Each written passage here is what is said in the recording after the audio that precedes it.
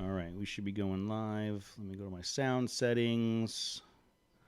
Line out, audio in, codec. Analog input. I want digital input, codec. Let's see. Yep, it looks like I'm getting audio feed on OBS. That's a good thing.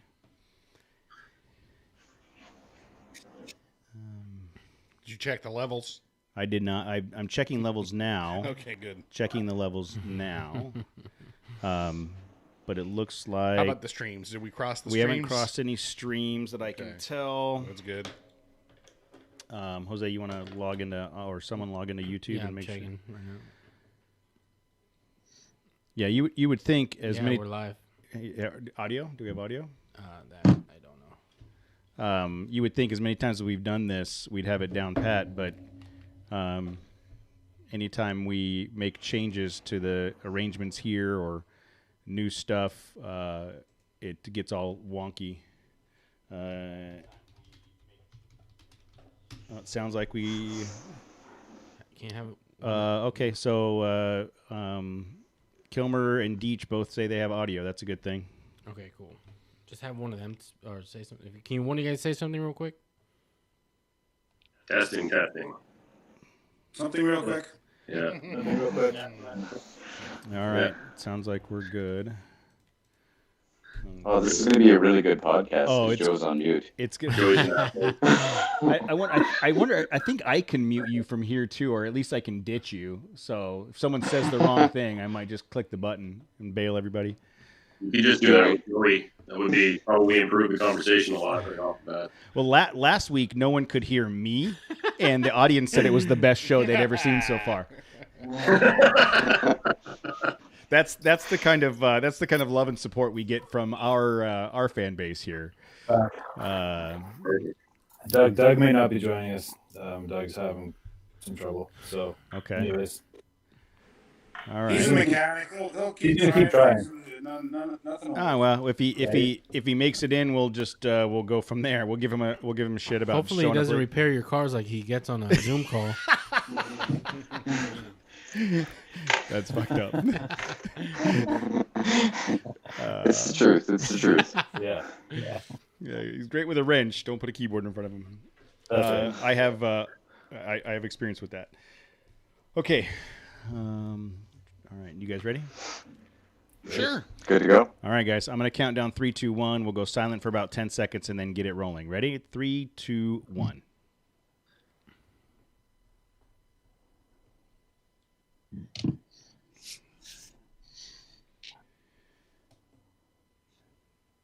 Hey, everybody. It is 6:30 on a Monday night. We are live on YouTube. Jose and Matt and Cody are in the studio, and we have a whole gaggle of Canadians on our big screen in the studio. The guys from True North Racing are here. How you guys doing tonight? Good. Awesome. Yeah, really good. Really good. So yeah, we were saying how we've got a bunch of you guys. We usually only have 1, maybe 2 people on, so this is going to be a fun experiment. We usually limit the number of Canadians at one time, 'cause I don't know if last it's time was crazy. I think they're doing us a They favor. really blame you. yeah. I again, they're doing us a favor. I think it was.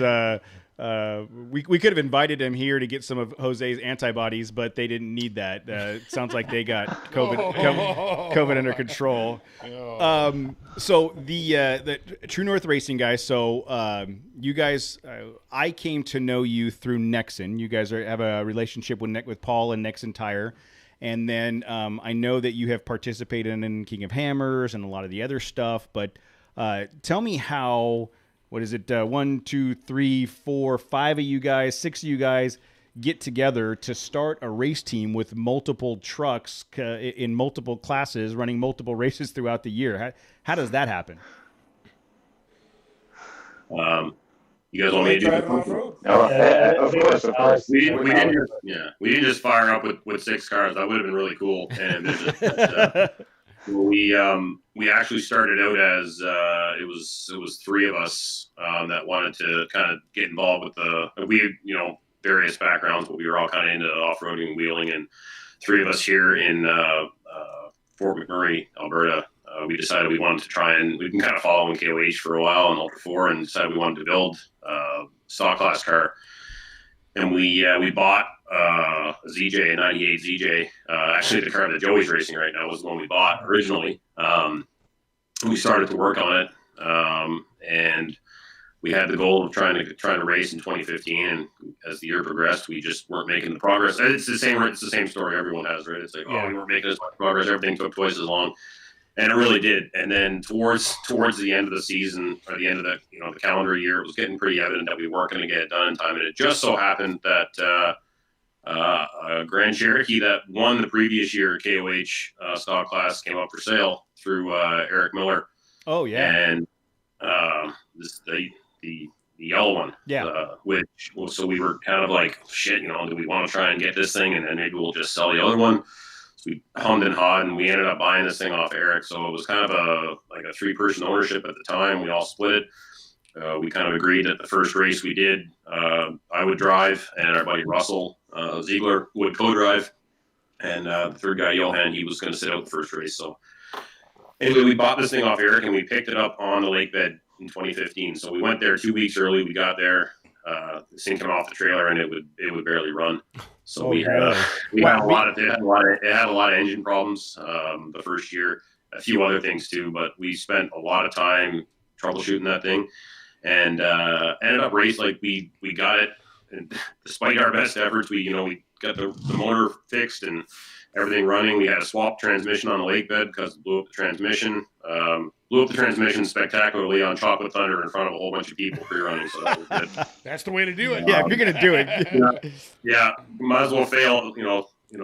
Go big. Fabulous. Yeah. Anyway, so we got that changed out. We ended up racing that year. Made it 52 miles, and I yard sailed it off of a few whoops that because we spent so much time wrenching, we didn't spend so much time pre-running. So section of the course that looked relatively tame definitely wasn't. I got a little ambitious, and we literally broke the front axle housing in half. Wow. And anyway, so that was the start of True North Racing. Our first year, 53 miles. We had to limp it onto the trailer, and we hauled it home that year. And we had a small group show up that first year, and then the second year we went down. We kind of talked to some of the guys that were on some of the local wheeling clubs, and we were part of a local group called here in Alberta called True North Trail Runners. The name's actually kind of a coincidence. We didn't really consider it when we named the team, but it worked out kind of nice. But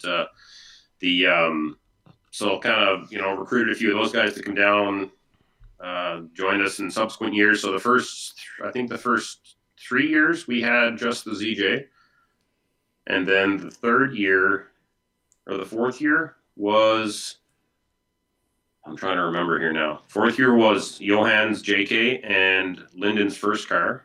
Yeah. We went up to 3.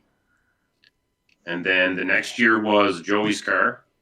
Yeah. Strangely enough, Joey's car in a roundabout way ended up, we gave it to Russell when he parted ways from the team. Johan and I stuck with the red one, and we gave the black one to Russell, who then sold it to Joey. And then Joey turned it into a race car. So that was actually going to be the original car. It did end up finally making it to the start line eventually, but it took a while. And then, we kind of, since then, Lyndon got a new car. We added Doug to the team, and now Sheldon had his car down there for tuning last year, and he's got it ready to go. So we've got that one. And then Curtis got the side-by-side up and running too. So the plan was to get that one down there this year too. All the COVID stuff is going to prevent that. But we ended up with a pretty good exponential growth, and we're kind of running out of co-drivers now. We got so many people that want to race. We can't even get one car to do anything. Well, I will we can seriously barely get there. See, is Casey in the chat room right now? I have a co-driver for you. Any one of you. I swear, my brother is literally willing to sell parts of his body to get in a co-drive seat. I wouldn't want any part of his body. He's a fabricator. He knows all. He's great. He's missing fingers. He's missing part of one finger. Did he already sell? That's how you know. That's how you know he's a good fabricator. He's missing part of one finger. But I'm not sure if you guys are familiar with Kevin Jones, Ultra 4 Jones. He's a KOH racer as well. My brother almost molested him in order to try to get into the passenger seat. Almost. So Alex will take him. Okay, perfect. Alex, I got your co-driver. Casey, I got you covered. he Why had- do you think I had to get my own car? Be sure to One of my thank. co-drivers just get their own cars. yeah. Yeah, be sure to thank Cody for that recommendation afterwards. I think That's he'd be Cody at. I think he'd be a great co-driver. He'd be better than me for sure. So thinking back, going back to that at the start of 2015, you said that you guys had a background in off-roading and stuff, and I know the answer when I asked the question, but how big is off-roading in Canada? Do it every day. I Isn't that figured. just a normal way of life? Yeah, I figured since you're still, Wild West tilt-up buildings with the wood saloons and stuff, you guys you have to take the carriage over. Yeah. And I say that at the same time. At the end of the show, I'm going to ask you where I should move to Canada. So we'll talk about that later. I need you guys to help me pick out a good neighborhood that's not too cold. I don't like snow. It's You Canada. gotta know where Joey is. Yeah, Vancouver. Except you give up snow and you pick up a whole bunch of rain. See, that's still not good. I'm born and raised here in Southern California. It's been raining the last 2 days, and I hate it.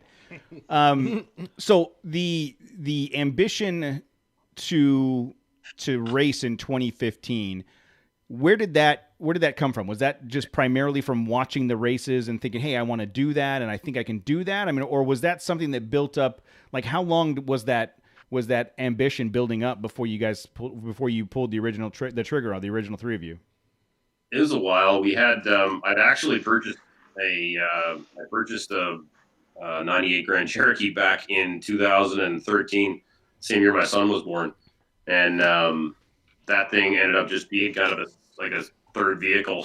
We drove around, never ended up doing anything with it, and then after the first little bit with the newborn, kind of just said, this not gonna be able to make this happen, so I sold that one, but never really stopped thinking about it. So after a few more years, kind of got back around a little more serious about it, and figured I wouldn't be able to do it by myself. But Russell, our buddy, he had some previous KOH experience. He had co-driven, and he was one of these kind of a jack of all trades. He's a good mechanically, he's at wiring, electronics, all that stuff. He can pretty much tune anything. So he was a good guy to have in our corner. So we kind of got him involved, and then that was enough to say, yeah, we think we can do this. So that was of course before we started trying to build this stupid thing, but like that was another challenge in itself. But but it kind of gave us enough confidence to go at it one more time, and that's what got it kind of started for real, I guess. So I was down in 2011. We went down. We tried our hand. We had Ragnar Robertson drive a rig, and that was such a good experience. I went down again and pitted for the Flying Zucchini Brothers, and then, found out that these guys were getting into it in 2015, and started pitting for them and fixing all their junk, and then started co-driving and. Now you're going to drive. If I say that I'm racing, but I really just need some help fixing my truck, will you come and pit for me? They'll take one look at that. They'll take one look at that. That's part of the initiation to True North Racing is you have to bring a half-built race car to the lake bed, and then we try and finish it. Well, in how do you 7 days. define That's race correct. car? That's Yeah, what I mean he's got a before. half-built Frontier. Totally different. Totally different. So I showed up with a half-built Grand Cherokee, and they finished it for me. Nice. See Well, what I'm saying? That's so all it takes. I You had just gotta a- show up. Somebody with some wrenches. Can you help me out? I had an 01 Grand Cherokee WJ. I loved it. My brother built a 93 ZJ. He custom fabbed all the suspension. He took Dana 44s out of a JK Rubicon, cropped all the perches, put new suspension all on it, all that stuff. And that ZJ and WJ, I think, are great platforms to build off-road vehicles. I love they're the right size for me. And they're easy. What? That was just too easy. I was gonna say something, but I That's decided low hanging fruit. Low hanging fruit. Look, you need small and nimble. That's my size. That's what I'm talking about. And there's a lot of available parts and aftermarket support for those things. Just laying around. I think you just go down the street. Oh, there's some new suspension parts. Except for that. I mean, The you can Rosetta. talk to Alex about Once how you many- get the how many, Zapruder joint. It's a Zapruder joint. Oh, I could use one of those. once you get the Rezepa joint out. But is that why you guys chose that as a platform?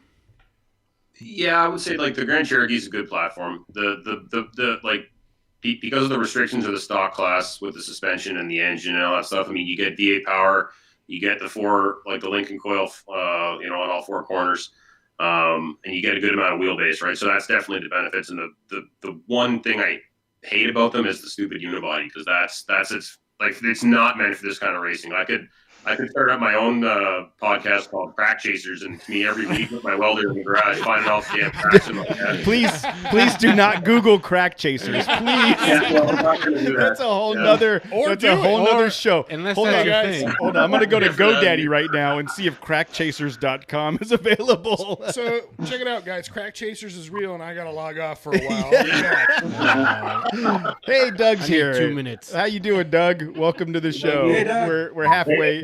We're halfway in. So the going back to the growth, like after you did the first time, and how did you convince The growth. Sorry. How did you? How hard was it to convince all these guys to come on board and start doing this, or did you have these guys knocking on your door, Alex? It was surprisingly easy. I mean, we didn't really force anybody, but it was it's like down. Yeah. No, in fact, it was the opposite. Like everyone's pretty into it, and it wasn't a whole lot of convincing to have to say, hey, you want to come down to the desert and wheel and see all this cool shit for a week? Like, Yeah. Most guys that are interested in that stuff in the first place are it was a bit actually surprising, because I actually expected more people to kind of say, yeah, I want to go, and then as the time came, they kind of flake out. But we had lots of interest. Well, and I think a lot of it had to do with a lot of us had been wheeling together. We'd spent a lot of time, hanging out together, spending a lot of time, wheeling, camping, adventuring, doing other trips and stuff like that. So we knew the crew that we were getting into, and we knew the people that we were going to be, hanging out with. So it was really quick and easy to try and jump in and be like, hey, I like these guys, well, most of them, Joey, and we can go hang out and do what we like to do and have fun, and it's addictive. It's totally addictive. It's a week worth of work. Some weeks, I mean, sometimes it's 2 weeks worth of work, but it's totally addictive, and So the that- atmosphere down there. So this is how it went down with my race car getting built. I've been co-driving with Alex, and I missed the 1 year. I kept talking to my buddy Blaine Richter. I said, he's putting LSs into Toyotas and stuff. Right? I said, you're into the 6 liters and the LSs. I said, you got to come down to King of the Hammers and check it out. I said, you won't believe what's going on there. So I talked him into it, and he went down, but I couldn't make it. So Alex had a really successful, what year was that, 2018? Successful year? 2019 was 19? Yeah. So we pulled him second, and did really good without me in the co-driver's seat, so that's kind of disappointing. I wish he would But Blaine came home. My car had been sitting. I bought it from somebody else and started building it. It sat in the garage for 6 years. And Blaine came home with this grin from ear to ear. He just comes into the shop. He says, we got to put your car together. He said, in 3 weeks, I'll be done this Toyota, and if you don't bring it over, I'm going to drag another rusty Toyota into my garage. I said, okay, it's coming over. So I think that was about May. And I drug it over there, and by the end of January, it was ready. We were loading it up and taking it down to the desert to try it out. That's how blown away he was by the whole experience. He's like, we got to do this now. Yeah, I mean- I think for most people, the first time you see Hammers, you walk away from there going, "How do I get my butt into one of those seats?" That's, I mean, someone had said earlier. I think Curtis was saying it's addicting. It's absolutely addicting. Even as a spectator, it's addicting. I mean, I have to say, not to interrupt you No. here, but I mean, Blaine showed up on the lake bed, rolls in at about 11:30, 12 o'clock, and everybody kind of already settled down. And Alex and I were sitting around the fire, and he's like, oh, so what's happening? And we're like, oh, not much. Alex and I are still kind of having a couple of drinks, and we're like, well, let's go see what's going on. We walk around, couldn't find anyone. And then this big V8 Toyota comes ripping down the middle of the street at us, and we're like, that's got to be Chuck. And he's like, who's Chuck? And we're like, I don't know, but he stole that truck. And sure enough, Chuck gets out. He's like, I stole this truck. You guys want to go for a party? And Blaine was in. He was all in. And it just, the rest of the week just sells itself. And that's the way it is. You go and you have fun, and it's random adventures of socializing. Yeah, we constantly equate Hammertown to Thunderdome, and we're like we're pretty convinced that you can't get out of Thunderdome. I don't know if it's Thunderdome. I think like if you followed certain people when it ended, they would take you to The Thunderdome. Thunderdome, that's what they. There are definitely some Thunderdome people from- participants. People from Thunderbone, Thunder what? Thunder what? Thunderbone, Thunderdome. people from Thunderdome, Where are you going in People in from- February? people from Thunderdome. I think that's a whole different. Hold on, race? that's on Crack Chasers. People from Thunderdome go to Hammertown for vacation. I think that's what they do. Oh, okay, yeah. No, I think it's more of a business trip, actually. So you guys have brought up the desert a couple times. Like, is there desert anywhere near you guys, or do you only can you only come down to Southern California to get it? There's actually a desert by me. Not much racing goes on in it, but yeah. Well, I'm just saying that's got to be hard to. How do you test? How do you pre-run and tune and test if you don't have a whole lot of, terrain that's similar to the desert to do it? We don't do any of that. Like I said, I just show up at the lake bed with a half-built car and just There's hope for us. And I start popping tops as soon as I get there, and I have a great time. I don't know if I race or not. Whatever. There's an over I need under. a beer. Here you go. Yeah, there's an over under on how many Exactly. miles he's gonna make it. Exactly. Just show up with a half-built race car and wait until people bring you beer, and it happens. It's not like that's an exaggeration. So what are we waiting for then? Yeah, because none of us have a half-built race car. They're all daily drivers. Well, most of our testing and tuning, if you want to call it that, are is on some of the local Alberta races, which are usually in the summertime. There's kind of the hay fields and stuff like that. They've got a few that they've got tracks built in, and we've got one or two spots that we can race at here within the province.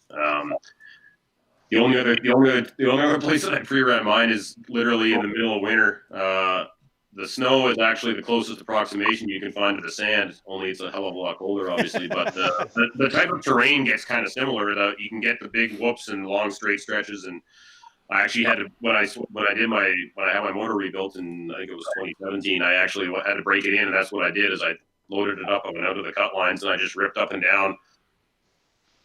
I had to wear it was cold as hell that day, and I got no glass, no heater, no nothing in that thing, right? So I was cold and stiff by the end of it. But Well, and I think the other thing to kind of note is we spend a lot of time rock crawling. We spent a lot of time rock crawling. We built a bunch of Jeeps, a bunch of off-roaders, and we did a ton of rock crawling. And so the learning curve on the rock crawling is probably a little bit steeper than the learning curve on desert racing, as far as I'm concerned. Because That would make sense. I mean, a guy might sit there and pull away from you in the desert, and you'll pass him and two of his buddies in the rock section because they have absolutely zero idea of what they're doing. And I think that was the one thing. I started out co-driving with Lyndon before I started building a Razor, and it was just like, hey, just we'll get them, just a steady race. Hold the car together, steady race, and it was. We'll get them in the rocks. And sure enough, we'd watch 2 or 3 guys pass us, and we'd pass 4 or 5 guys in a rock trail. Yeah. Just having the rock background is. was that before you barrel loaded end over end, or was that after? Well, it was the fire, the end over end. They weren't going past him. He wasn't going past him. He just kept seeing him as he was going around and around. He was like, hey, didn't we see those guys already? We have a. I listened for years to Alex and Sheldon talking about how many cars are broken in the first 5 miles, and I thought to myself, they got to be exaggerating this. Then I get there and I roll a race day, and in the first 5-10 miles, there's got to be so many cars broken. I'm like, how in the heck did you break right there? Yeah. There's nothing there for you to hit. Because they all get there and they just want to party for the week. So they use the car as the excuse to go. They break down and now they get to party for the rest of the week. So you talked about, That's what it's all about. yeah, Alex, you talked about wheeling in the snow, and we have a saying here on our show: if there's snow on the ground, turn around. That's it. We don't. If it's that cold, man is not meant to be outside, and that's how we live our lives. Only because the worst stuck I've ever had in my life is in the snow. The rock crawling. Go back to the rock crawling though. I would also think, Curtis, that that is where vehicles are most likely to break. If you've got a vehicle that can, if you take the right lines and have the vehicle that can sustain a good pace over the rocks, you've got a much better chance of making it through the flats. Would that be an accurate statement? I mean, yeah, you're going to see about 50-50 on that because you're going to see a lot of guys who are just hot and heavy about how fast their car can go, and you'll watch them detonate it. And, like, seriously, we took off at the second race I was in. We took off, and literally, 200 yards past the start line, a guy basically yard sailed it off of the first kicker. Yeah. And it was just like, these guys want to get out there and they just want to like show, what they can do and how fast they can go. And a lot of guys are like, they don't listen to the car. They don't feel the car, and they destroy it in the whoops and across the desert. But yeah, I mean, at the same time, it's like you'll see guys, and I can't remember what the trail was called, but we were going up a trail, and there's these guys flipped over and these guys up on the side of the hill, and we're looking around on the trail, and we're just like, where are they going? Like, this is easy. You just drive up at the low spot and keep the tires on the rocks and go. And we did. We passed like 5 guys in this one trail within the first lap, and it was just like, okay, that was not too bad. And I talk big, and then you got Doug who goes into a rock trail and lays it on its side twice, and like, what was it, 20 minutes, Doug? So Curtis, so you're in a Razor. Did you have any experience in either the ZJ or any other vehicle before going to a Razor, or have you always been in a Razor? No, so I literally have just finished my Razor. It was it's ready to basically drive down to King of the Hammers and race this year. And I've actually never put it into a race or into King of the Hammers. I rode co-driver with Lyndon Shepherd, who couldn't make the call tonight. And I was there. Unfortunately, I've been there for some of his big events. So we did qualify in his first year in his TJ. And off of the first kicker, about 100 yards out, we stopped there and caught on fire, and that was pretty good. But you said TJ, it's a Jeep, right? So that's a feature. That's an undocumented feature of Jeep. Sorry. TJ is the Canadian version of the 98 Jeep Wrangler. Yeah, no, we were TJs down here. Yeah, they were the TJ here. I've had more than one Jeep catch on fire. Yeah, no, so he caught that on fire, and we put it out, got everything out, took it back. It was an electrical fire, and we spent, I spent the next 36 hours working with 2 other guys, and we rewired it, and we just couldn't get it to idle, like 12 hours before the race. So we stepped out, and then he showed up 2 years later with a brand new car, and it was great, and the car was awesome, and it was fast, and at mile 19, he was very antsy, and we ended up going end over end, and rolling it and snapping. We ended up bending the end of a 14 bolt or a 10.5, and just like bending the end of it. And like our tire was sitting on an angle, and okay, I guess our race is done. We smashed the caliper, but it wasn't leaking. So we buttoned it up and drove off the race course. And then last year we did really, really good. Last year we held the car together. And so I was riding with him all along, and then just basically said, no, I'm done. I'm getting in the driver's seat. I can't do this anymore. I'm still going to co-drive with Lyndon. I love it. Great guy. Just, I want to get in that driver's seat and do what these guys do. Well, it sounds like, I would imagine after spending any time in a co-driver's seat that I would want to do the same thing. It sounds like that's what Sheldon did. He was co-driving for a while and then got tired of, the driver's not tired of winching. That'd be my part. Be like, I can't look. I'm broken. I can't get out and do that stuff. I built in the 4800 class. So I got a little bit more suspension. As I get older, I want more suspension. Yeah. The stock class, it's a little rough. Yeah. Let me know when there's a class for like 33-inch tires with air conditioning, and we'll do that. Heated seats. We'll do that race. That's the 4600. Give her. There's no minimum tire size. Oh, very true. Very true. What size was Amber running on hers last year on the Suzuki? She had 31s, I think, something like that. Yeah, I can't remember if it was 32s or 33s. Yeah. Yeah, anyway. We've often joked that we think Matt's basically stock Nissan Frontier would be able to do 80% of the course just because of the Well, probably 100%. Like if the difficult parts are downhill, then like yeah, I'll just make sure to hit the gas, keep the momentum. You know. But yeah, that'd be fun to try. So there's 1, 2, 3, 4, 5 of you here. We got one or two guys that still aren't on the call. So like, how does it, with all of these different vehicles and some of you being a driver on one and a co-driver on the other, like how do you guys work? What's the team dynamic when it comes to the prep work, getting ready for a race, like Hammers, and then the actual race day? How do you guys manage that? Most of us we all live basically apart. Like Joey's in Vancouver, Curtis is in Calgary, Sheldon's in Grand Prairie, Doug's in Edmonton. Like we're all, except for Lyndon and I, we both live in Fort McMurray. So all in various communities all across the place here. So we all kind of handle our own prep. Obviously, if someone needs something specific done, I think Curtis's razor's up at Russell's place getting wired right now, isn't it? Yeah, you bet. We kind of recruit people as needed for I guess specialized stuff like that. But for the most part, we all handle our own prep in terms of KOH and any other race. I mean, and in terms of what races we go to, what we don't. Like, there's no real pressure to you have to do this race, you have to do that one. So if you want to go, you go, and we'll just coordinate it, right? Like Hammers is kind of the big trip we do. Like we've been doing that, like I said, in various capacities, like various people each year, but like since 2015.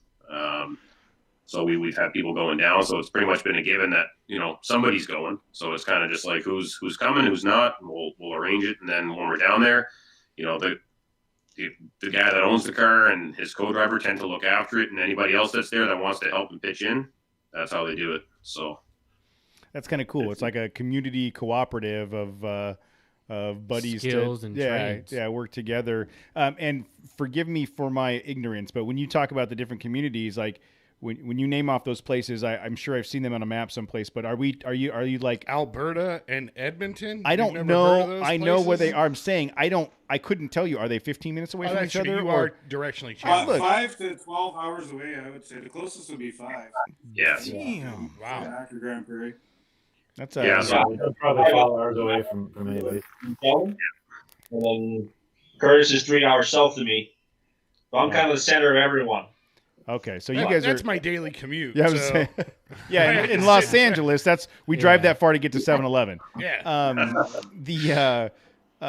So that's a quite spread area. That makes more sense now when you say that everybody handles their own prep for the most part. We're pretty much Western Canada. If you look at a map, Western Canada, we're spread all over there. It's long. We got it pretty well covered. Yeah. Yeah. Wow. And so with going back though, so if you guys are that spread out, when you guys say that you had experience wheeling with each other and being part of an off-road group, like how did you initially start to meet each other if you're that spread out across the Western Canada? A wonderful off-road event called ACE. So we all met in Grand Cache. Club members, registered club members, we meet up there in August and wheel in the Rocky Mountains, have a good time, and we all became pretty good friends there. So we haven't done that event in a couple of years. We're actually doing it again this year. We get everybody back together again in the mountains there and do some trail wheeling. What time of year are you going to do that?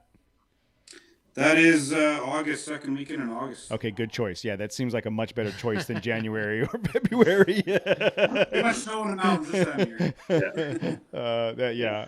I think that would be bad. So the thing we haven't talked about yet. I was going to ask. They run Nexen tires, right? That's how they.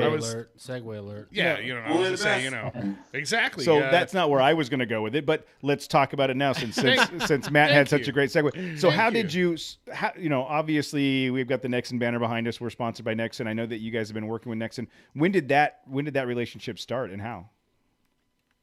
Jody. Yeah, sure. We've been sponsored by Nexen for 2 seasons now, and it just worked out. They were looking for a team to work with, and we were looking for some tire sponsor, and match is made right there, and they've been awesome. The sponsorship with them sort of came about kind of last minute before KOH 2018 and 19. Yeah, okay. So 2019. So 2019, yeah. So Paul actually, Paul Joe showed up in the lake bed with a trailer full of tires for us, and we were all just, I think we all just had, giant eyeballs looking at this huge pile of brand new tires, and A little bit of disbelief, right? Yeah. yeah, they've been awesome. They're fantastic tires. They've held up amazingly well, and we're really proud to be one of the first teams to work with them, and. But they've just taken such good care of us. We really can't. It's hard to say enough about Nexen actually. Yeah, even though Alex never mentioned when he did finish second, he never mentioned his tires, and he didn't have one flat tire the whole race. I'm not sure how you finished on the same 4 tires I started on. Yeah, that's wow. Well, I mean, we've been running them for 2 years now or so, and they work great in traffic. Yeah, when you're sitting on the freeway. What's funny is like I know this is going to sound lame, I think, but like when you go out and you spend a crap ton of money on tires and you're out there wheeling, you think about that. You're looking at the terrain and you're like, well, I'm gonna try to get my way around here, knowing that Paul gave us these tires and he's kind of expecting us to provide feedback, and we promote these tires every week. Like I intentionally go bash them. Like when we go wheel, I don't think about whether or not the tire is going to survive that path. That's the path I want to go on. I'm going to go. And we just did 4 days in the Arizona desert with sharp shale rock on a shelf of an off-road trail that was like 500 feet down. And not once did we question the tires. And when we came back, they were all solid. Yeah, I just had nothing but confidence on them too. At this point, I'm used to the traction or the expectation of their capability. They're pretty great. Yeah, I'm glad to hear that you guys had that same experience, and I feel like they're, as a brand, they're reaching more and more people, and people are going to get more and more becoming more and more aware of their capabilities, and it's only a matter of time before they really start gaining the traction, no pun intended, the traction that I think they deserve in the marketplace. I really do think they're definitely getting noticed for sure. I want to get a lot of questions about them, like from local 4-wheel drive clubs around here in Vancouver, people that know we run them or seen it on our social media, and know that I'm with True North Racing. I've gotten, I don't know about you guys, but I've gotten quite a few questions about them, like, these good tires, this good price, that kind of stuff. So they're definitely getting out there, and they were kind of known more for drifting, I think. Yeah. That's where I first. My wife was in the tire industry when we first got together, and that's where I saw them, and that's where I met the Nexen people first time was in the drift stuff, and they were great, but they, it wasn't until later that they added the off-road line. And I love it when people reach out and they ask me the question, and I always get the, hey, I know they're your sponsor, but seriously, between you and I'm like, yeah, buy them 100%. I'll stand by them 100%. So, it's been a really, really good relationship with Paul and the people at Nexen. So there's your commercial, people. Go buy Nexen tires. I promise you won't be disappointed. Oh, I mean, the whole True North team would support that fully 100%. I mean, maybe not Joey, but I think that's Joey's driving more than anything. I mean, you can watch Alex run an entire race, and I didn't have any flats. Well, I didn't have 0 flats on Nexen, but I was running another brand in my first year, and I had 4. And I have a bit of a rep for destroying tires, and the Nexen has held up, and lots of stuff. Really, just like my car, generally breaking my car, and going for a walk in the desert. I spend a lot of money and a lot of time. I was just gonna say, you're a professional hiker. Yeah, you're a professional hiker. Yeah. True North Hiking is what that is. It's the True North hiking team. So we've talked a lot about King of Hammers, which is happening 5 days from now, right? Or it opens. Don't remind us. Yeah. It opens up. That's kind of the sore spot right now. So like you guys are not going to be there, man. When did you? So the background is because of COVID. The Canadian government said nobody's allowed to go to America because Americans are screwing the pooch on this thing. And was it? I don't know. Was it closed on the Canadian side or was it closed from the American side? goes both ways. We got a quarantine on the way back. We can fly down. We just can't drive down, which is the most ridiculous thing. So you could fly down. Is there any way you could get the car shipped? Just get them freighted down. You can look. I don't Send us some money. I don't live that far away. I don't live that far away. Let's use some of our podcast money. And, yeah, we have the podcast one. I don't live that far away. Let me just put all the sponsorship money I stuffed in my pocket. Yeah. Do you guys want some stickers? GoFundMe, get True North Racing. I have access to a very, very large warehouse, so you guys could ship them down to the warehouse and then pick them up, and we'll all roll out together. That'd be awesome, except Blaine's cut my car in half. He says, well, I guess we're not going racing. We might as well cut the front end off and make the new shocks. That seems like a logical solution. Logical right there. So, ADS, we're working with ADS to get new shocks on the 4801, and we stopped them halfway through the build. We're like, wait a minute. We don't want 16 and 18s. We want 14s and 16s. And Tyler says, okay, we're pretty much got them built, but yeah, whatever you want, let me know. I'm going to KOH. Oh, no. So next weekend, the car's going back over to Blaine's, and he's going to cut the front end off, and we're going to revamp some stuff. So when did you guys find out that you weren't going to be able to come down to go? I mean, that was a conversation we'd been having. So we got our little group chat there where we're constantly on, and we'd been kind of like picking the idea of like, okay, it's extended another 30 days, what are you guys thinking? And what are you guys thinking? And it was, it's getting to the point where it's, it's a lot of time off work, and it's a lot of commitment. It's a lot of prep to basically be 100% ready for it. And, well, with the registration fees and all that stuff for KOH, like you kind of got to get in on the early bird stuff if you want to get without paying through the nose. And so we would have had to start putting up some serious cash that basically says, yeah, we're going to go. But our government, unfortunately, wasn't real confident that the border was going to be open because they kept giving just like 1 month delays to the, to reassess basically. So the last one, they do it like the 21st of every month. So when they extended the December one to January, it's kind of like, all right, yeah, this isn't looking good. Consequently, we extended it to February. So it was the right call, but it still sucks either way. You know what's funny is you're talking about Hammertown, right? COVID's probably the least dangerous thing you're likely to catch in Hammertown. You're going to catch something. Yeah, COVID, shit. Sign me up. But most of those other things are cleared up with some ointment and a couple over-the-counter pills. Yeah, like penicillin shot. COVID is a little bit different.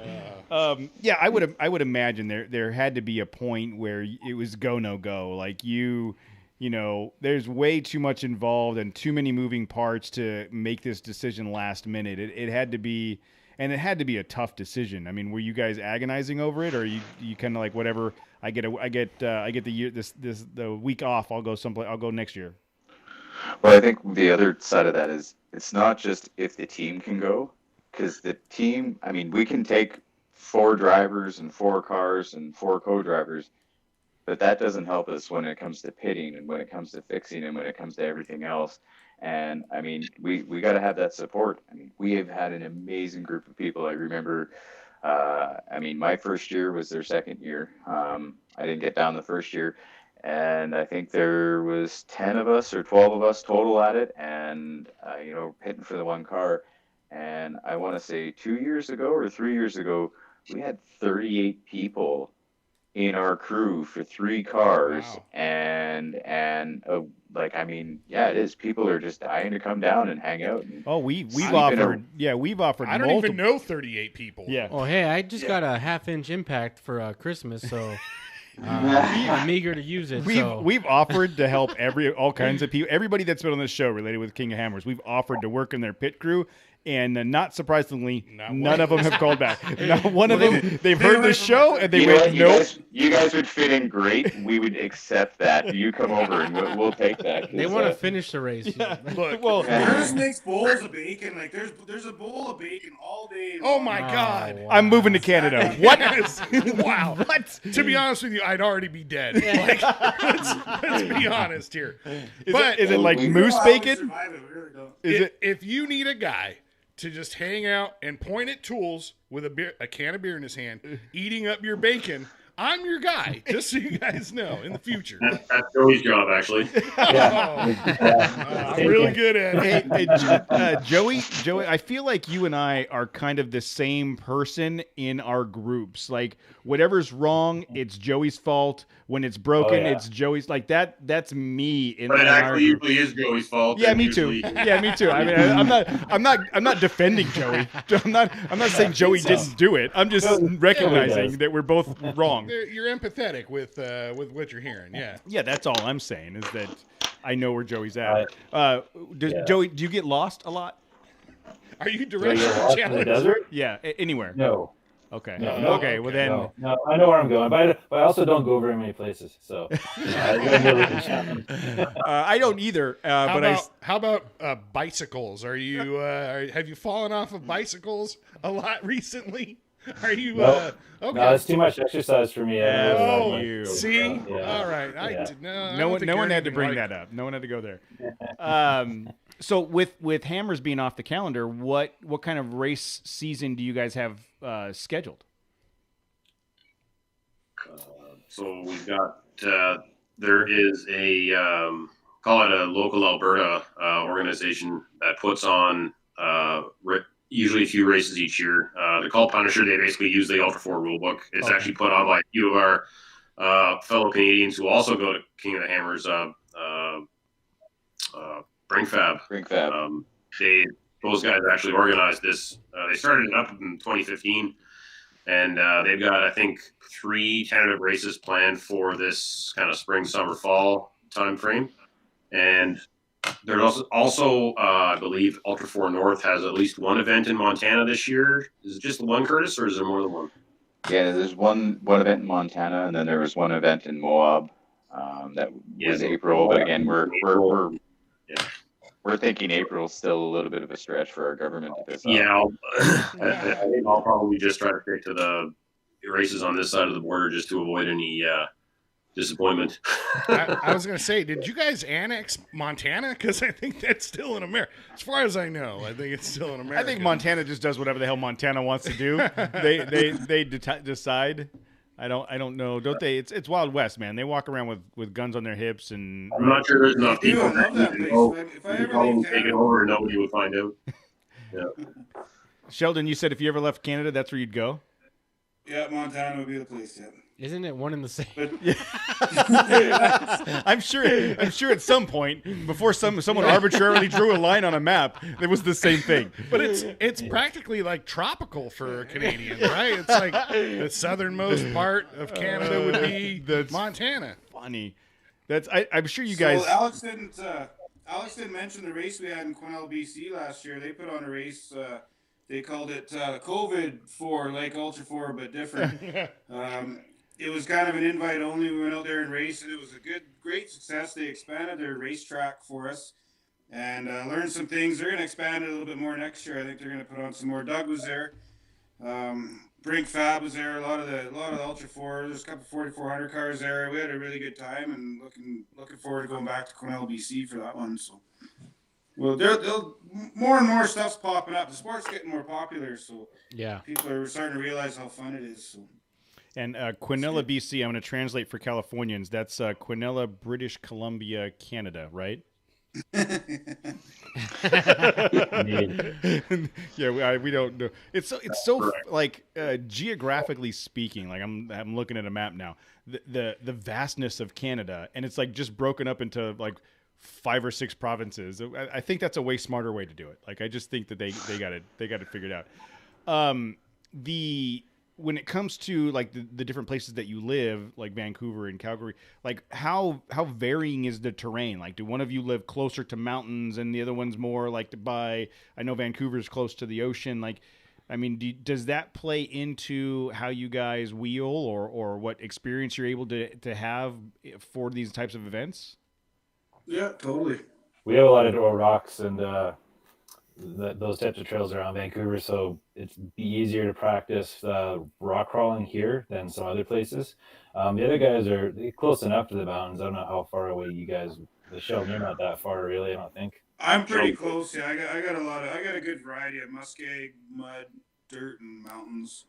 What was that? Fort McMurray guys are pretty screwed though. They got nothing up there. What was the first thing you said? We got mud and muskeg and. Well, hold on. I said it again. What is muskeg?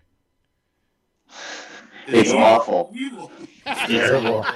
It swallows vehicles whole and doesn't give them back. I'm serious. I've never heard of this. What is this? So it's basically like all the spongy organic material that from when like plants die, like forest floor kind of stuff. Only it's super thick and usually pretty soft and wet. And it's awful to try and wheel in. It's even worse than mud. So. Thick, soft, and wet. I don't know, man. That sounds good to me. Are we trying to put together a theme on this show or what? Yeah. No, it just happens organically. Nice. Anyway. So that I would think if you're looking at the King of the Hammers and the Southern California or at least Southwest desert and the harsh nature of the terrain, even though it's 150 degrees out here, I would think that you guys have like the same. It sounds like the same harshness. It's just a lot colder, which I would think would be even harder on a vehicle other than the radiator. Like, does that translate? I mean, is the harsh cold winters and mountains like a good proving ground for the desert? It's totally different. Yeah, it's quite a bit different. I other than the other Alberta races, I don't really go and wheel the race car at all, like just recreational type wheeling. It's like you said, it's got no windshield, it's got no AC, it's got no heat. It's like the worst possible vehicle to try and go in recreational. It's got spools on both ends, so and it doesn't have plates. So like, couldn't even drive it on pavement if I wanted to. But like, it's really just the racing and kind of the KOH pre-running where I actually really drive it. That's the only real times. So, I mean, if you look at all the terrain that's around like Alberta, for us, 30 degrees, 35 degrees for top temperatures, like out in Vancouver and stuff like that. I mean, you're getting up to, I guess if we're gonna try and transfer that to Fahrenheit, you're about 100 to 105 and stuff like that. So we do hit those temperatures around here, and I mean, we do have a lot of trails. Not so much dunes. I mean, there's certain dune sections in and around Alberta, and scattered. There's dunes up north of where Alex lives, and yet it's completely labeled as protected land. So he can't take his Jeep up there. And I mean, there, like Joey said, there's a little bit of a desert out where he's at. And I mean, in Alberta, in Calgary, you're splitting it. You're 10 minutes to the prairies, which are just open fields of nothing and dirt, maybe not the loose sand, but then you turn around, you go the other way, and you're half an hour to the mountains. And so there's lots of terrain we can practice with, but as for driving across the desert in the sand, that's we get to try that once a year. Yeah. Pretty fun. I was just gonna say I know there's a dunes I'm looking it up right now. There's dunes in Oregon, but I just looked. It's 8.5 hours away. Again, they can't cross the border. I'm not talking about this weekend. I'm talking about like, I for some reason I thought that was an option for them. Oh well, that's nice. That would be practical for me to take by, but only for me, I think, because that'd still be pretty far for the rest of the guys. But yeah, I've been down there, and they're pretty awesome. Are they? Hey guys, if you wanted to jet ski, there's a river. It's between California and Arizona. It's Colorado River. You just so you know, you could jet ski there if you wanted to. I was just trying to be helpful, and same. It didn't work. Same. It didn't work. So what's the next event? What's the next thing that you guys are going to be racing, and when is that? Well, we haven't actually really talked about it too much, but we had talked about possibly Moab. Although the way that the border closings are looking, I don't know that that's going to be. Oh, that's the one realistic. In April, right? It's in April, yeah. But after that, I believe May is the first one that Punisher's putting on, correct? Yeah, it's second weekend in May. Second weekend in May. That'd probably be the highest confidence one, I would say, that we'd be going to, would be that one. And what city is that in? That is actually it's kind of right in between where Doug and Curtis live. It's kind of right smack in the middle of Alberta. So yeah. Okay. Okay. Bit north of Curtis, bit south of Doug. So it's kind of in the middle of nowhere. Kind of an old racetrack that they've kind of added a bunch of. They got kind of made it into about a 7-kilometer short track, and just kind of do like a multi-lap race.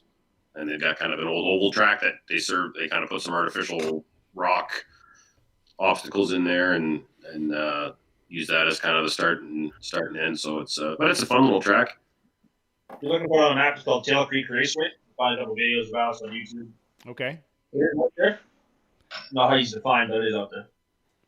Yeah. The and since you've got time between now and the next race, what kind of recreational offer? I mean, do you guys is the group able to get together for recreational runs in between there because you guys are so spread out? I mean, the next big recreational one Sheldon mentioned is Ace in August, and I don't think there'll be I don't think a lot of us will be crossing paths, to wheel other than at the races, of course.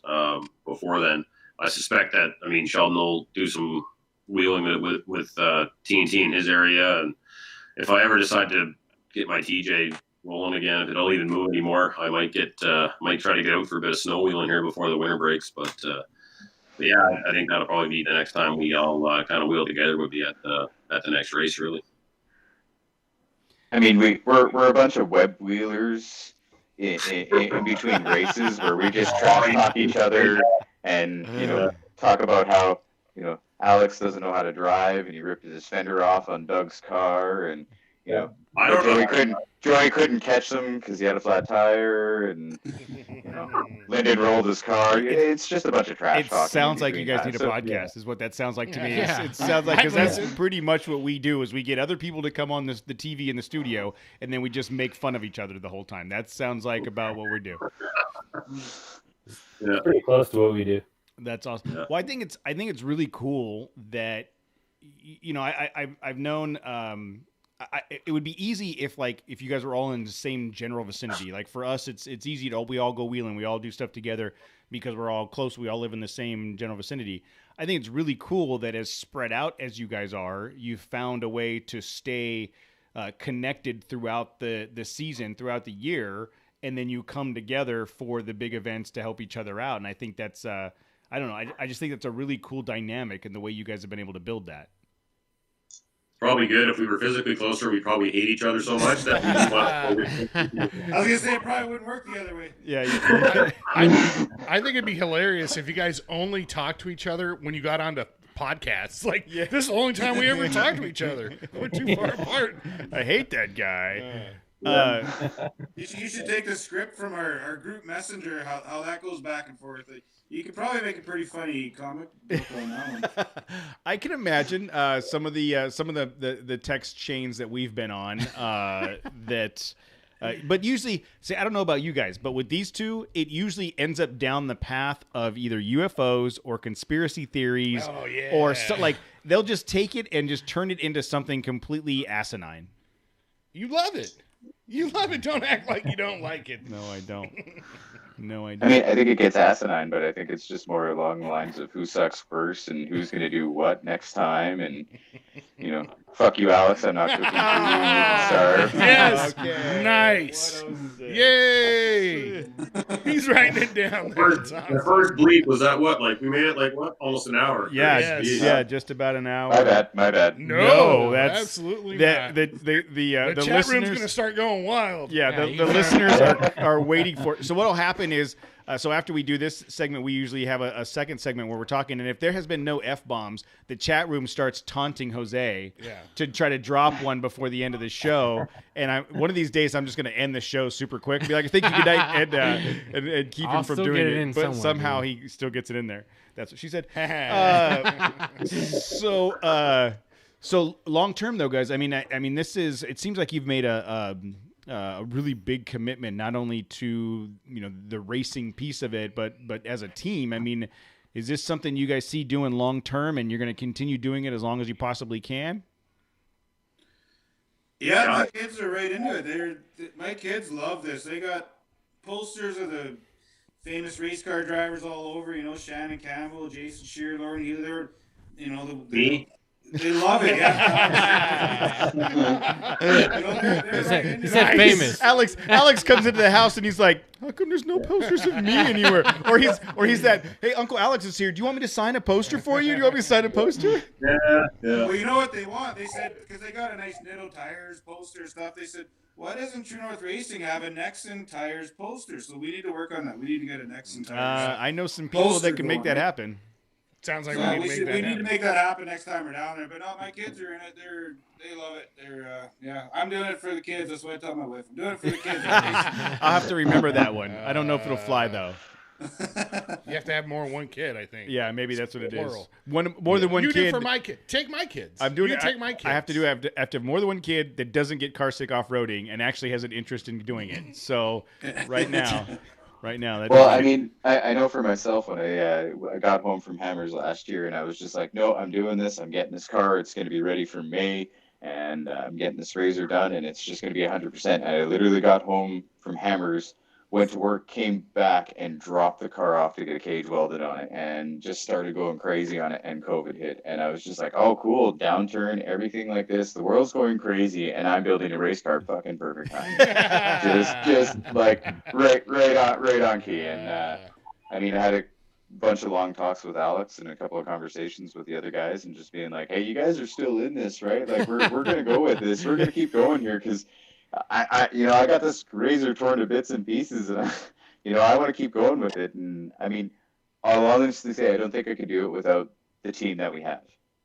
Like, I mean, I couldn't go out there by myself and just try and run this and try and be out there, and without the pit support, without the families, the friends that come out there, the people who come out and support us. I mean, whether they're cooking up, cooking up food for us. They're cleaning up for us. Nexen Tires showed up, and it's like, hey, cool guys, here's 45 tires you got to balance or mount. And, you got to knock the old tires off first, and it's just like, oh god, this is awful. Did anybody bring a tire changer? Nope. So I mean, it only works with all these people, and it's that commitment, and it doesn't work for everybody with everything that's going on, and I'm fortunate enough that I've been able to continue working through this, and I'm still working, and I still want that dream. I still want to. I mean, as Joey puts it, I want to cross that start line and at least start the race. Yeah. Yeah, that's about as far as I go. But it strikes enough for me so far. It strikes me that you guys are probably the type of guys that obviously you have your text chain and all that stuff, and you use technology and social media, but the minute you guys are on the lake bed together, it's like you've been at each other's side the entire time. Like, there's no missteps. Everybody knows everybody. You're just working like, there's always that group of people that it doesn't matter if you've talked to them two weeks ago or 2 years ago. The minute you get down next to each other, it's like we're having a good time, and like no time is lost. And I feel like the dynamic that you guys have, the way you talk about it, it seems like it'd be that kind of environment where just you show up and wrenches start flying, and everybody's trying to keep everybody's vehicles going and make sure everybody gets across the finish line. And I think that's pretty awesome, man. That truly is. When I show up there, I remember exactly why I can't stand all these guys. It's like I just saw them last week, and it's really weird. We really appreciate the fact that Joey lives in Vancouver and is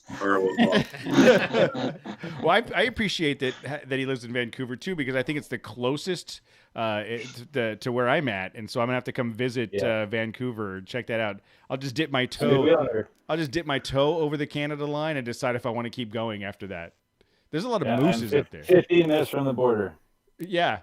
So, well, guys, thank you for this. Worked out great. I was a little bit concerned about all of the different chat heads we had up here in the studio and how we are going to make that work, but you guys have been fantastic. I think, I think the dynamic of your team and the story is very, very compelling, and the fact that you guys have had success on Nexen Tires makes it to me that much better, because we have a lot of faith in the brand and a lot of loyalty to that brand because of how much they've supported us. So where's the best place for people to go to find out more about you guys and your team and what you have going on? I would probably say our Instagram feed has the most content on it, so that's at True North Racing. most of the content's also duplicated on our Facebook page again, which is True North Racing.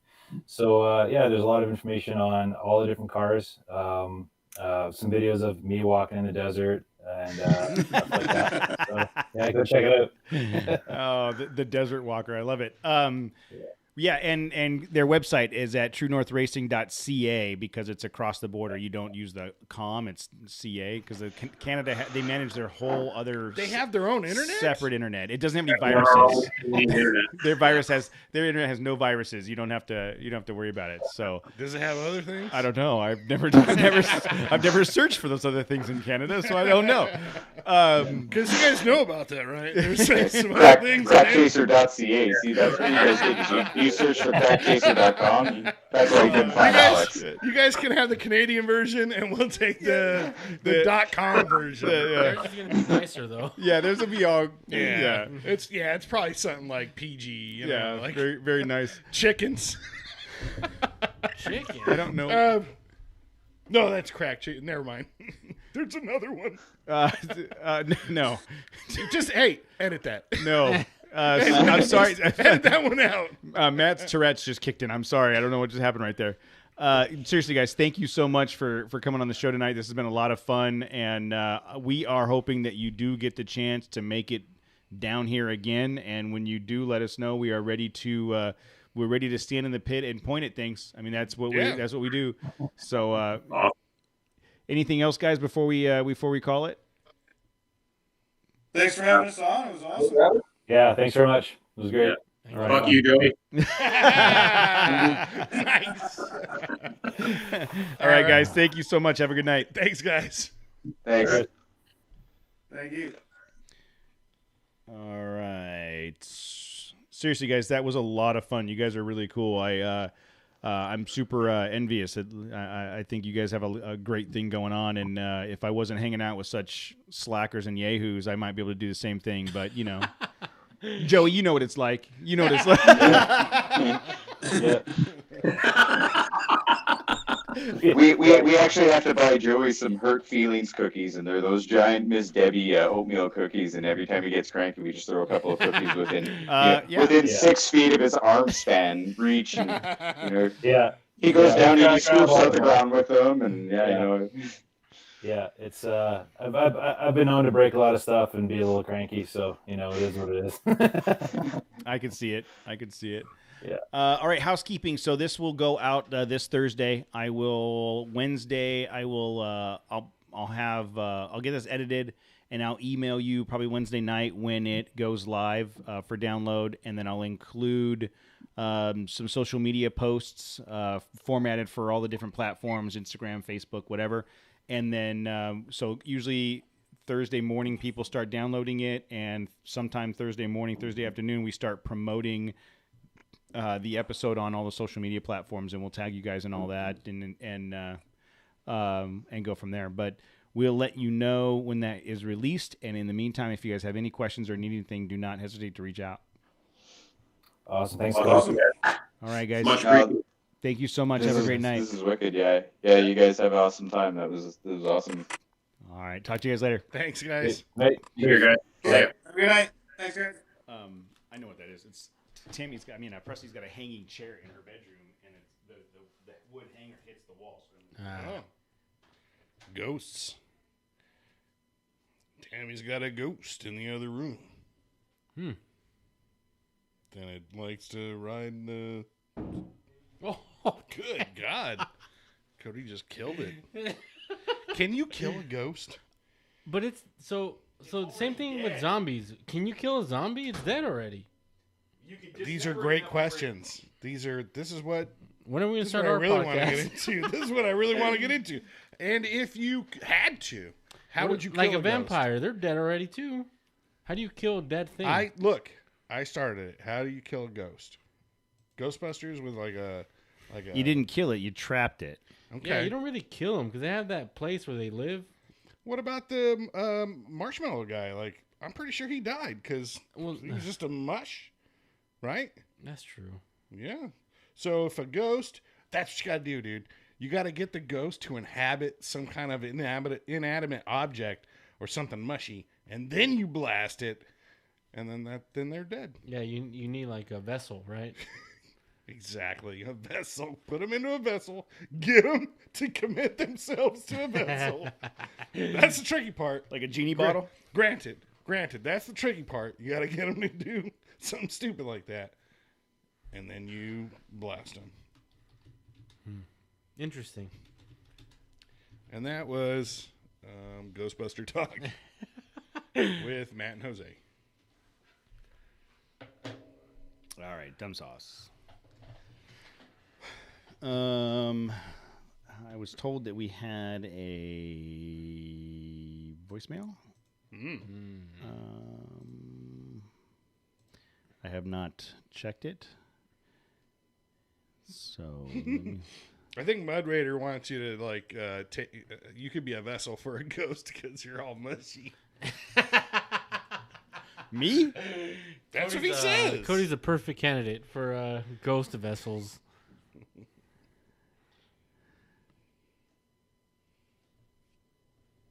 Ghost vessels? Coachella this year, I heard. They're playing this year. Mm-hmm. There's a lot of bands that play at Coachella every year, right? It sounds like it. You've seen the list, right? Yeah, There's like it's like 100. It's like 1,000 bands playing. Yeah, I ain't never heard of any of them. I heard at Coachella they're playing at Coachella. At Coachella's playing at Coachella. Nice. I heard they're playing at Coachella. That's the band.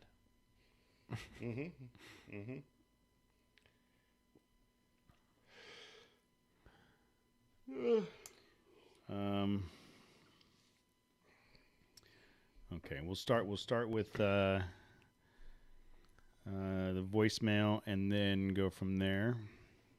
You guys ready? Actually, you know what? Let me save this portion of it. F it. We're doing it live.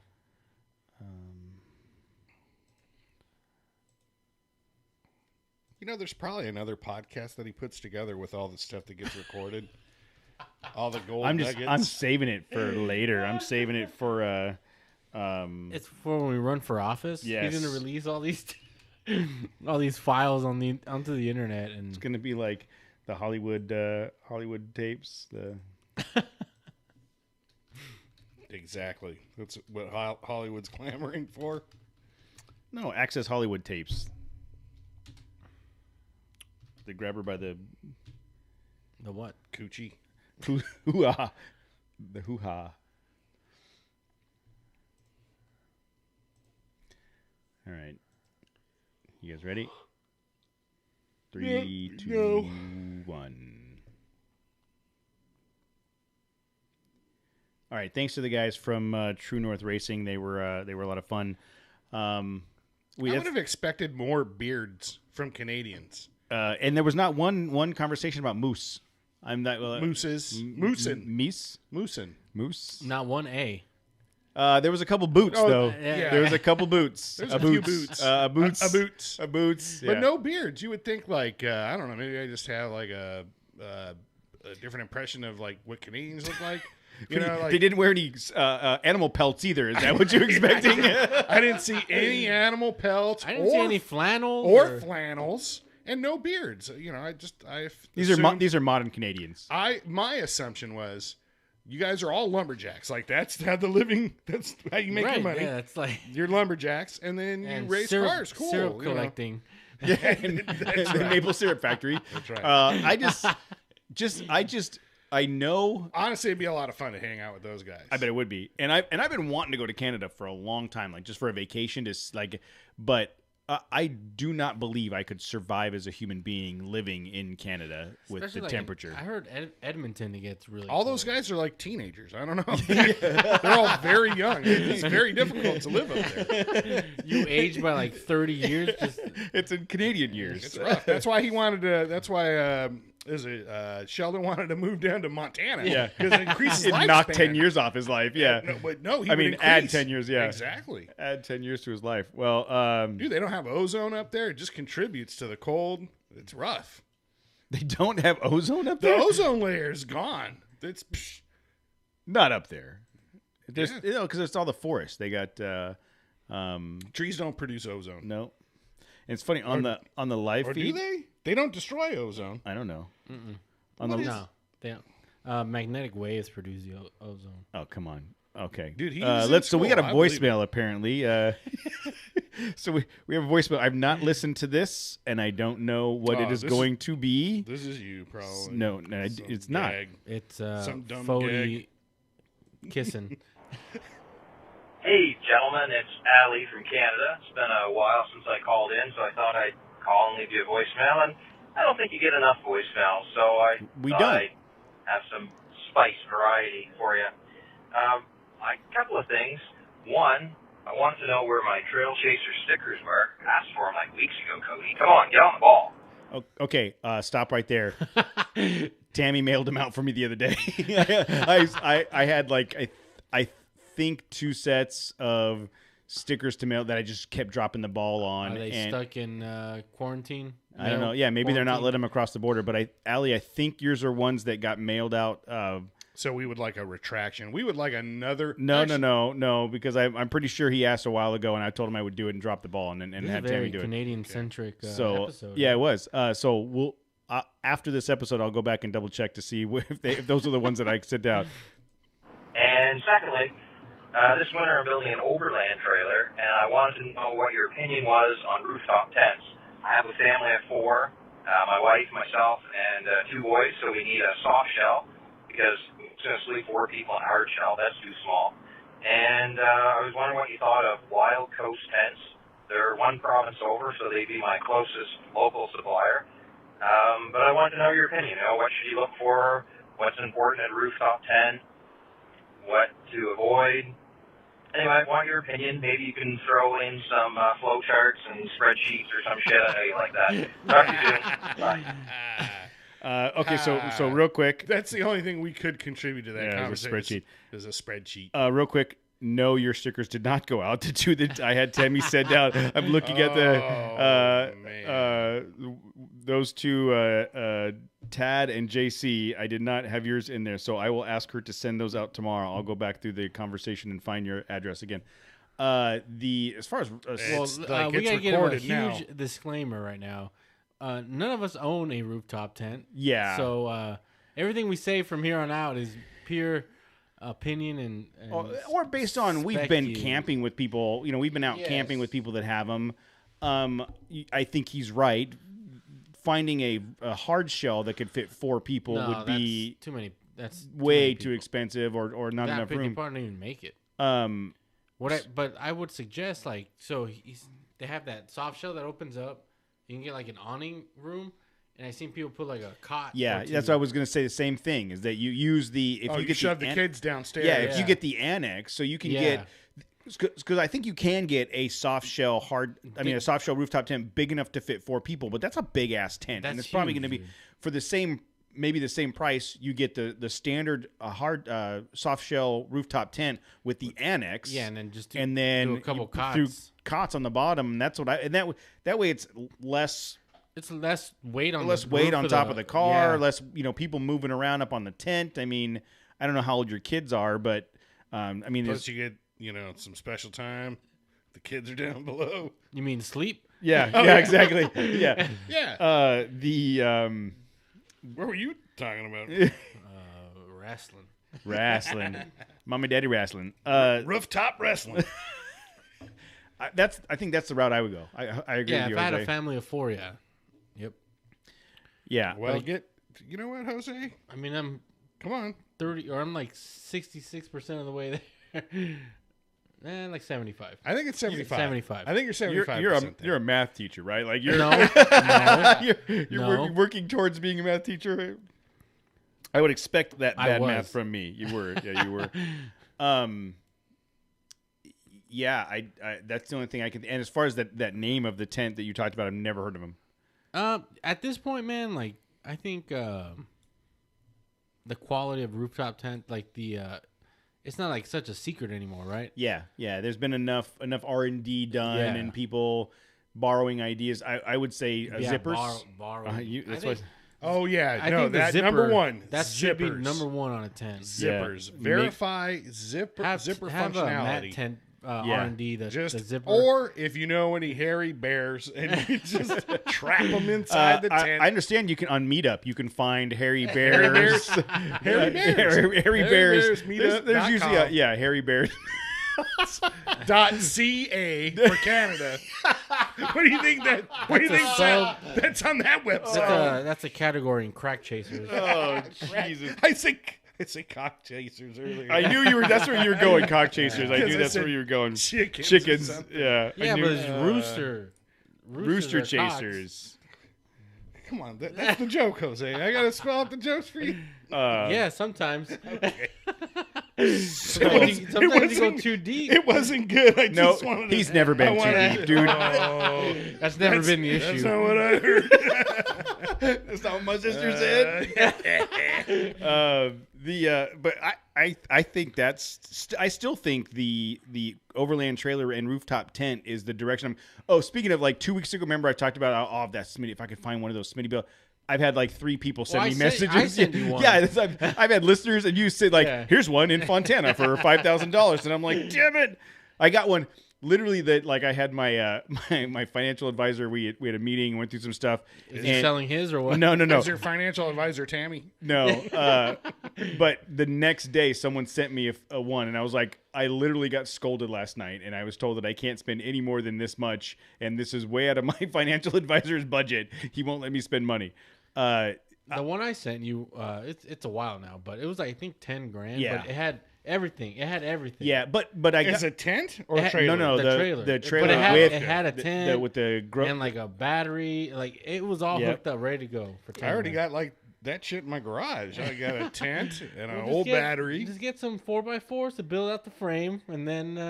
All right, I'm right there, dude. 2x4s to.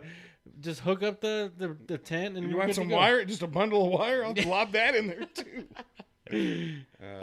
So I still think that's the route I want to go eventually. I just don't know. I don't know. See myself pulling the trigger on it right now. But yeah, I think that's a great option for a family of 4, and you get the if you do the annex route. Here's another thing: if you do the annex route with just a 2-sleeper on top, if you ever go just by yourself or him and his wife, he's not lugging the big tent for all 4 of them. Yeah. And then he just uses the annex when the kids are there. I don't know. Sure. That's my thought. Yes. I concur. You just also sleep in your truck. Like, I ain't loading that tent. That's more argument for a trailer. Like, because it would always be ready to go. Well, always. Well, I mean, we talked about it before. Like, if I had one of those trailers, you'd have most of the gear already in the trailer, the tent already on top of the trailer. The only thing you'd have to do is pull out the drawer where the ice chest or fridge is, hopefully, and load it up. You know what I mean? Load up the food, load up everything, and hook the truck up and go. Yeah. You know, I hate, and I know you guys can give me shit about it because of the amount of stuff I take, but the worst part of any trip like that is trying to find a way to load everything into my truck and then unloading it when I get home. Yeah, I just have a corner in my garage and just lob it all into that corner, and then go back to that corner, back the truck up to it, throw it all in there. Back. Yeah. Sometimes I come back, there's less shit in my truck. It's just less shit to unload. Maybe it's out on the trail on the Kessel Run. Probably. But large Tupperware box of toilet paper. Of toilet paper still sitting out there. No, we clean up the mess. We clean up after you when you do that. Or you call it treasure and just say it's out there for somebody to find. Whatever's in there. All right. So with that said, let us know how the build of your trailer goes and what kind of tent you end up with. Was he building a trailer or just looking for the tent? No, I thought that's what he said. He's building an overland trailer, and he wanted to know our opinion on the tent. Mm-hmm. And Allie, I'll have to go back and see if I can find your address and see, because I thought I was all caught up. I'm sorry, dude. Sorry, dude. You're probably not getting those stickers. You'll get them. I don't know when. I thought I was all caught up with the last 2 rounds of stickers I sent out. Look, I got a couple Dodger stickers that if you send me a message with your address, I'll probably send you a couple Dodger stickers. Championship ones. It's got the trophy and everything. He's from Canada. They don't even have baseball in Canada. Yes, they do. Toronto Blue Jays. Thank you. Yeah. There you go. They used to have the Expos too. Oh, that's right. They did. The Montreal Expos. They were cool. We just had that long conversation with the True North guys about King of Hammers. That is happening right now. Yeah, when is that? Let's see. It's like 10 days from now or something? Well, it's the event. No, it's 2 weeks from now. No. It's January 30th through the 6th.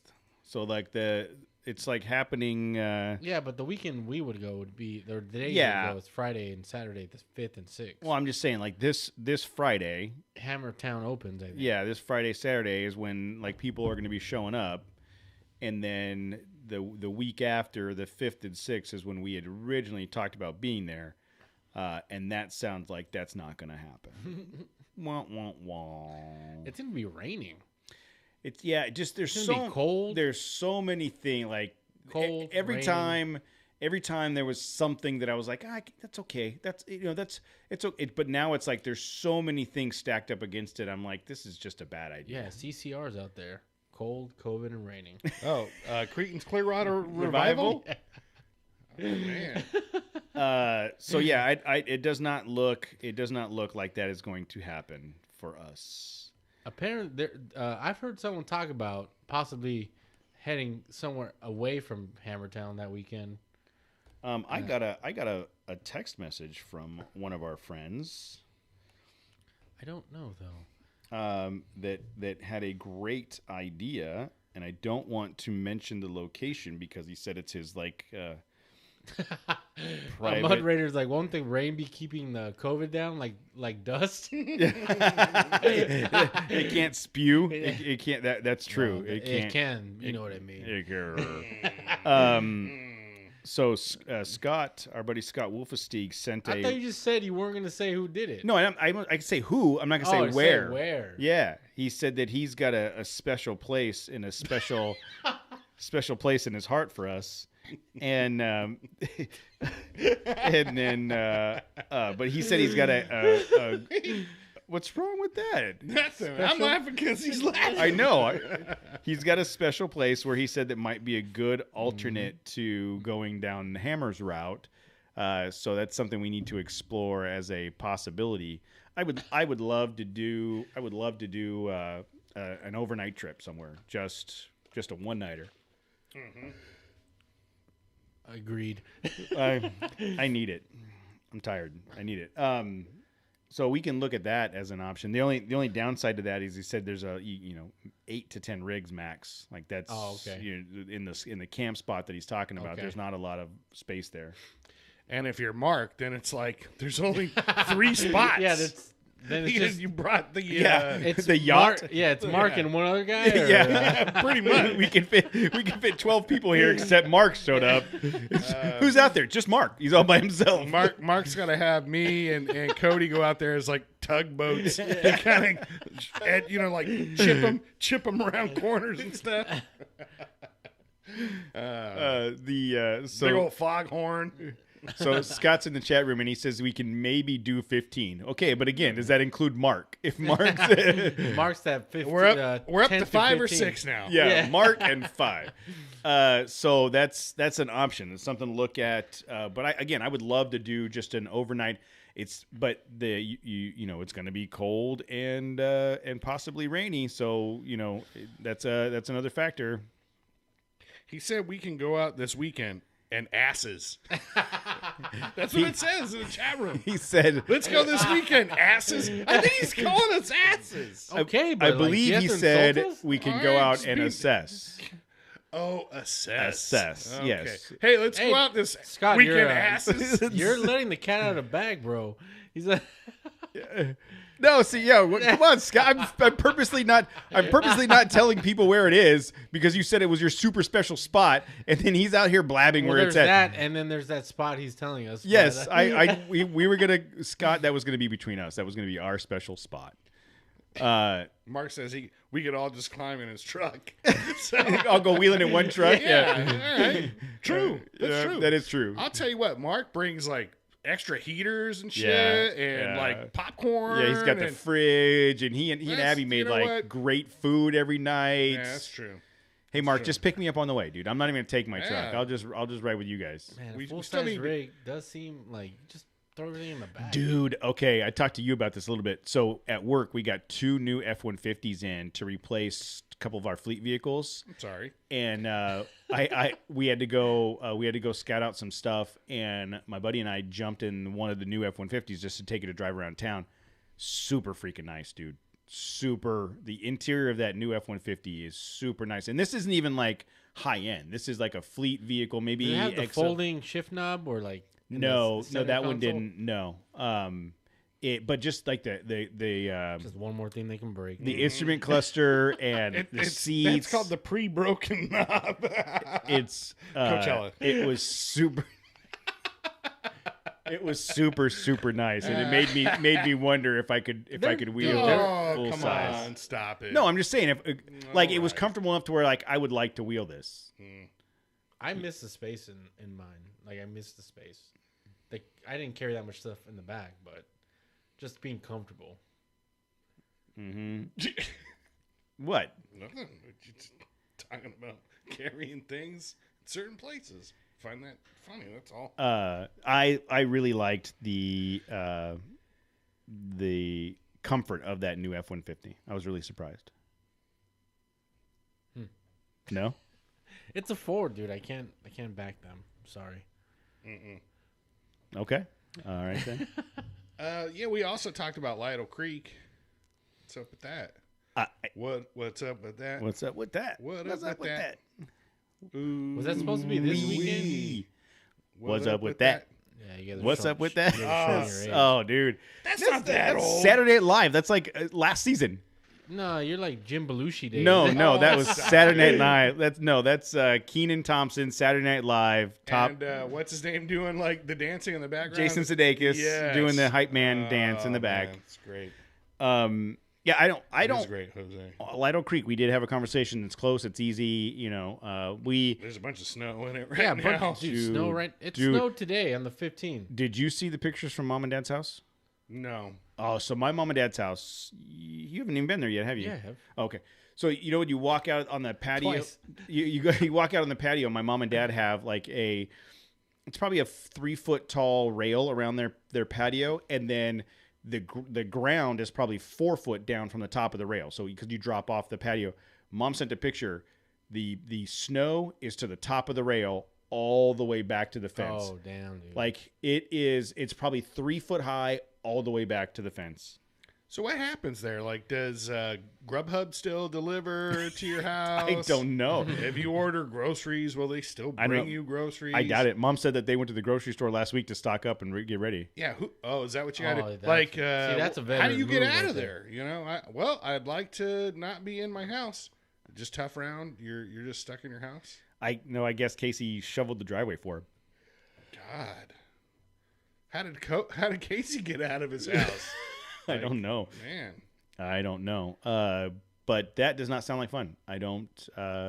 Maybe we just rent a cabin. Why don't we just rent a cabin up somewhere? Can we rent a cabin in Lytle Creek and not have to camp? Because if it's that freaking cold, dude, I'm not gonna be down with it. No.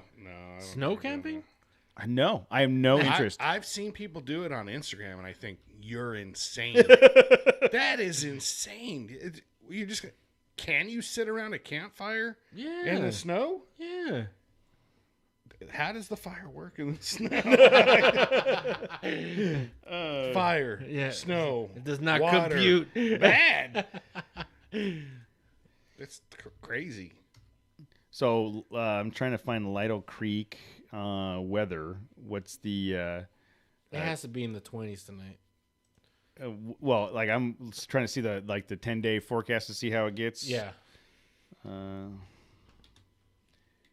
34 right now, and it is high 20s in the night.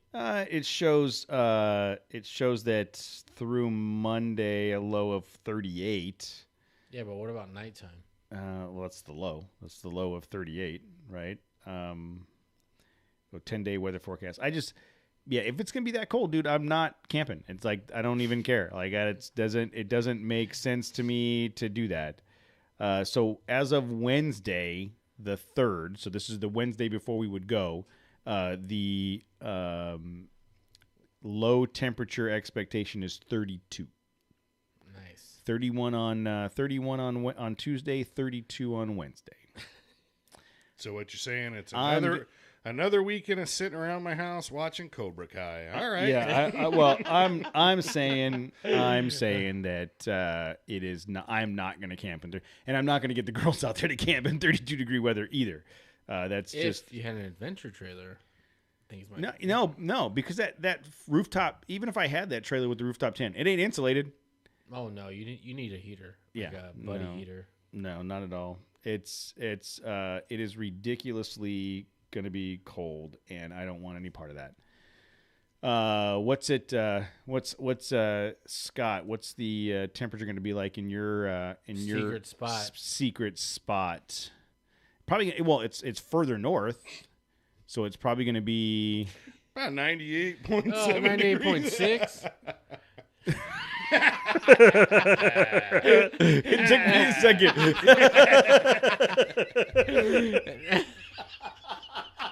Oh man. Shit. It took me a second to catch that. Yeah, see, Scott's saying it's about the same. It's going to be, dude.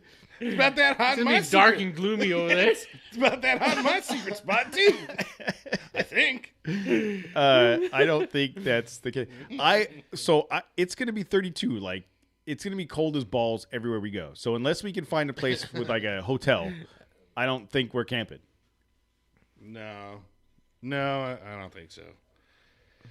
That's how cold it was at the when we went to the overnight for New Year's and oh yeah, it was like 30 degrees. Oh, for sure. But that was what he's talking about, the winter expedition 2 years ago. Yeah. It was balls cold, freezing cold. Like for sure. But I don't know. It wasn't raining. Oh, I guess it was. It was all wet and muddy and and cold. It just amplified the cold. Yeah, I don't think that that's going to happen. Maybe a day trip on that weekend, but I don't see us camping any at all up there. I'm trying to look at the let's see what would be a close. So, we'll see what I'm going to look up off the 395 to see what the temperature is going to be like. And it says it may get into the mid-20s. Perfect camping weather. Nope. Yeah, I just don't have it in me. That is not at all what I'm not at all what I'm 22. So up off the 395. Wednesday the 3rd, it's 22 degrees. A high of 48. So no, Scott, you can keep your special place to yourself. I don't think that I don't think, and even Anza Borrego, it's going to be cold. It's freezing down there, dude. So maybe a day trip that weekend, but I don't see a camping trip in my future, especially because if I was going to go, I wanted to bring the girls with me, and that's just not going to be fun for anybody. So we can have a conversation about where we go for a day trip. Okay. All right. Anything else? Anything else you guys want to talk about before we wrap it up? I think all three of us are pretty tired. Long, busy day. Long day. And I got a couple more long ones ahead of me. All right, chat room. Well, thank you for hanging out, and let me know if you guys have any comments. And Allie, I will try to go back through your messages and find your address and have Tammy send those out. And I apologize for the delay. Don't blame Tammy for it. No. I'm not blaming. Take ownership of your no. mistakes. I fully dropped the ball, and I had to ask because I didn't have time. I asked Tammy to mail them out, and she did. The two that she mailed out the other day. I got a book for you. Yeah. Extreme Ownership. I read it. I have it. Yeah. Oh, you know what book I'm into right now is Ride of a Lifetime. I thought it was going to be the written version of the Traveling Pants. No, no. I love the movie so much. I'm reading the book. It's the Bob Iger story, and Tammy was listening to it. The movie is better. Tammy was Who's Bob Iger? ex-CEO of Disney. So Tammy listened to the audiobook, and she told me that I'd like it, and so I started listening to it, and I love it. And I'm an hour in. Absolutely love it. Great book so far. Very interesting story. 4 chicks, 1 pair of pants. You're an idiot. All right, everybody, have a good night.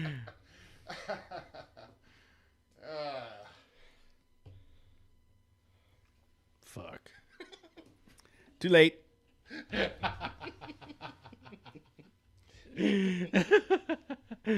It's like, what does that even mean? 4 chicks, 1 pair of pants. It just sounds dirty.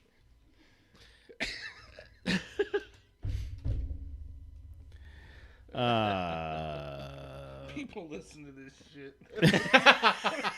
Hilarious. It's hilarious to me. Well, it's just us making fun of each other.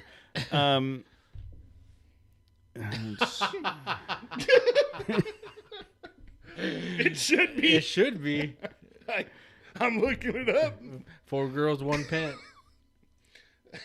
Just fighting over pant legs, like, right? Yeah. You know what I'm saying? You do.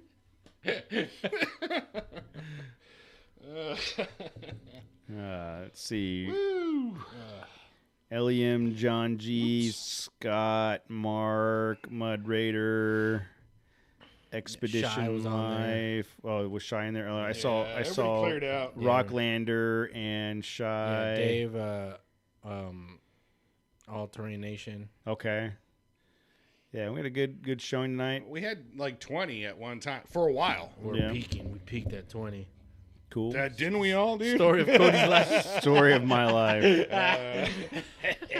Story of my life. All right, guys, we're going to end the chat room, do our little thing, and then we'll talk to you guys next time, and we'll let you guys know if there's a day run planned or what that deal is. Have a good night. Later, guys. Late.